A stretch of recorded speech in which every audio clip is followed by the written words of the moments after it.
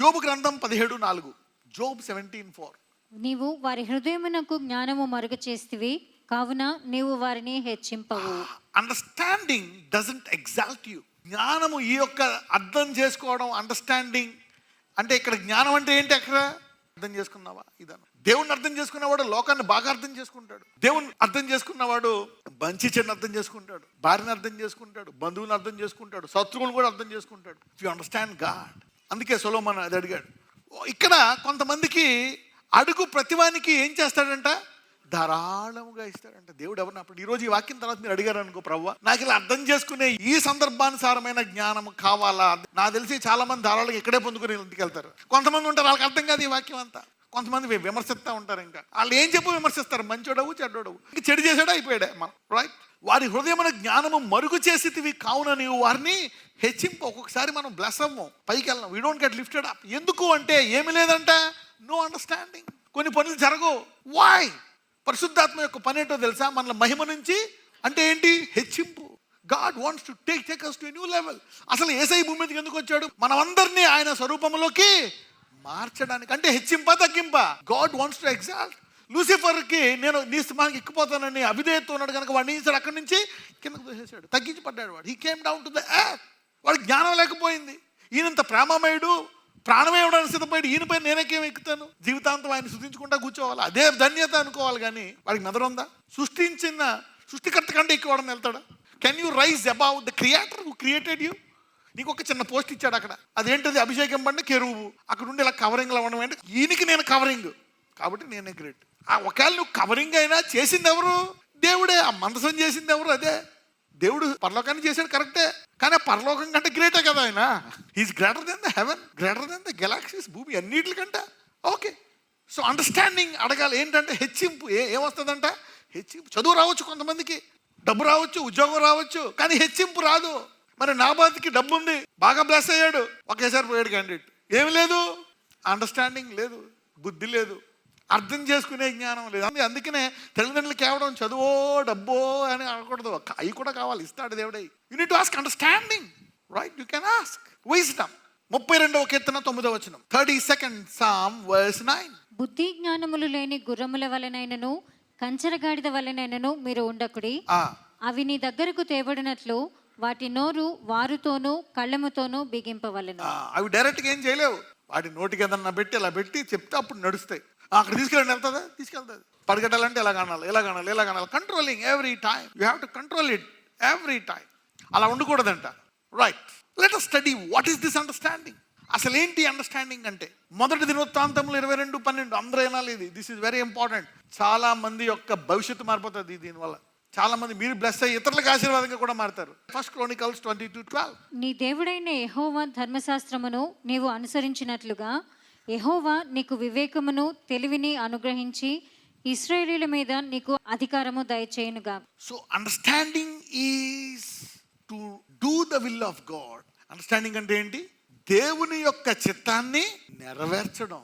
ఒక రకంగా చూస్తే ఇక్కడ only the lord give the wisdom and understanding and give the charge concerning Israel that though May keep the law of the lord, the will of God. దేవుని చిత్తాన్ని నెరవేర్చడమే అంటే, ఇప్పుడు నాకు ఎందుకు నా శరీరానికి బ్రేకులు వచ్చాయి, నా ఆరోగ్యానికి బ్రేకులు వచ్చాయి, నా వివాహానికి బ్రేకులు వచ్చాయి, నా కెరీర్కి బ్రేకులు వచ్చాయి, ఎందుకు ఆగిపోయింది నా బండి?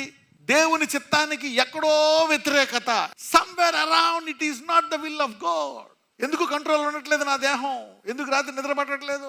ఎందుకు బీపీ షుగర్లో కంట్రోల్ ఉండట్లేదు? ఎందుకు నా హార్ట్, నా బాడీ కంట్రోల్ ఉండట్లేదు? It is not in line with the will of God. Why? Things are shuffling. అప్పుడు కేవలం తగ్గిస్తాడు, అడిగితే అద్భుతం చేస్తాడు, నార్మల్ వస్తుంది, తర్వాత మళ్ళా అది వచ్చేస్తుంది తిరిగి.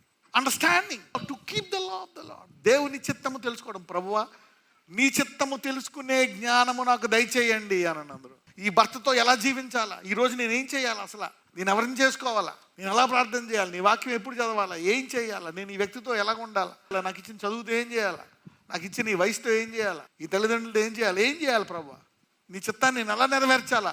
ఈ చిత్తం నెరవేర్చడానికి అనుదిన ఆహారం నాకు దయచేయి. నీ యొక్క చిత్తం ఈరోజు నెరవేర్చాలా. పొద్దున్న, మధ్యాహ్నం, సాయంకాలం ఇదిగో వీటితో డీల్ చేయలేకపోతున్నాను నేను. ఈ స్నేహితుడితోటి, ఈ ఓనర్ తోటి, ఈ భర్తతోటి, ఈ శత్రువుతోటి, నా సహోదరుతోటి, ఇదిగో మా పొరుగు వారితో డీల్ చేయలేకపోతున్నాను, నాకు జ్ఞానం కావాలా అంటే దేవుడి చిత్తాన్ని జ్ఞాపకం చేసింది అబిగేల్. అందుకే చనిపోయిన తర్వాత ఇలాంటి ఆమె కావాలని వెంటనే పెళ్లి చేసుకుంటాడు. నాకు నువ్వు కావాలా, I want you, a women who can make me understand the will of God. దేవుని చిత్తాన్ని అర్థం చేసుకునేటట్టు చేసింది.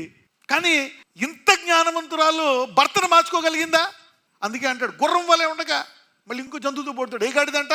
కంచెర గాడిదంట. యు సీ నా. So how important is understanding. ఇంత ఆస్తి అన్నీ ఉన్నాయి, టకాలం చచ్చిపోయాడు. హి డైడ్ లైక్ ఎ చికెన్.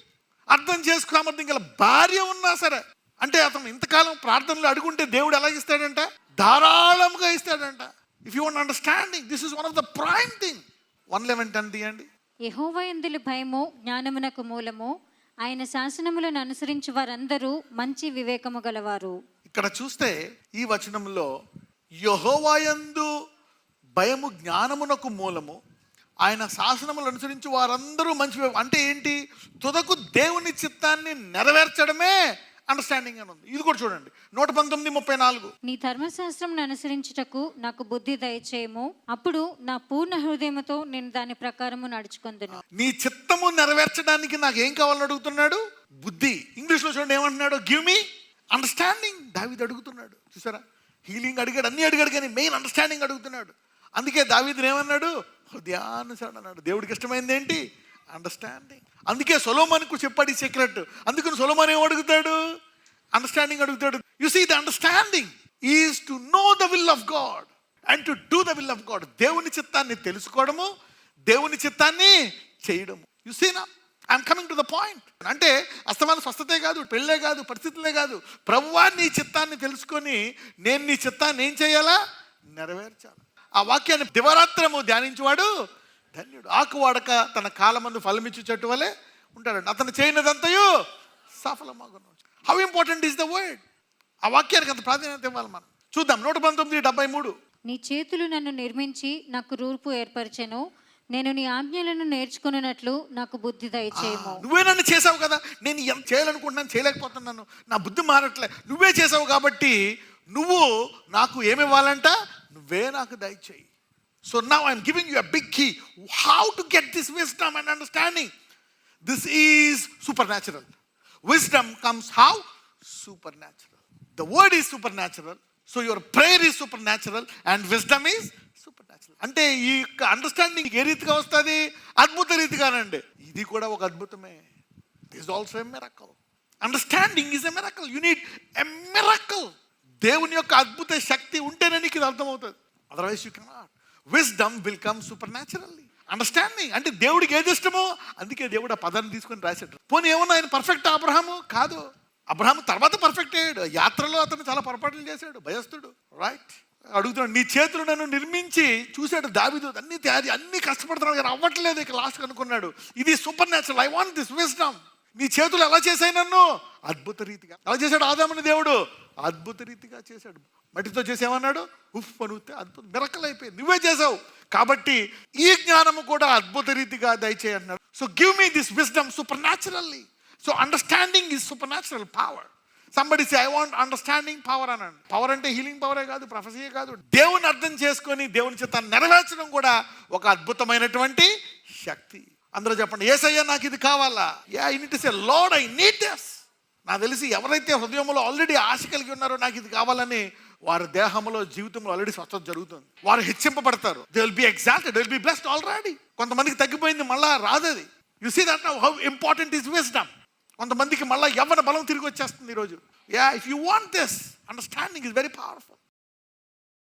నజరేయుడైన యేసయ్య, ఇదిగో ప్రభువా, ఎవరెవరైతే ఎక్కడెక్కడ అనారోగ్యంతో ఉన్నారో, Lord Jesus visit your people now. ప్రభువా, ఇదిగో ఈరోజు వారు జ్ఞానం అడిగారు కనుక నేను మీకు ఆరోగ్యాన్ని ఇస్తాను, నేను మిమ్మల్ని స్వస్థపరుస్తాను, ఆ పాపమును అసహించుకునేటట్టు చేస్తాను, నేను మిమ్మల్ని వేరుపరుస్తాను, నేను మిమ్మల్ని శాంతిమూర్తులుగా చేస్తానని.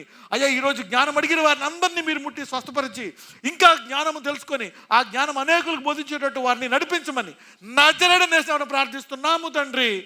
ఆమేన్.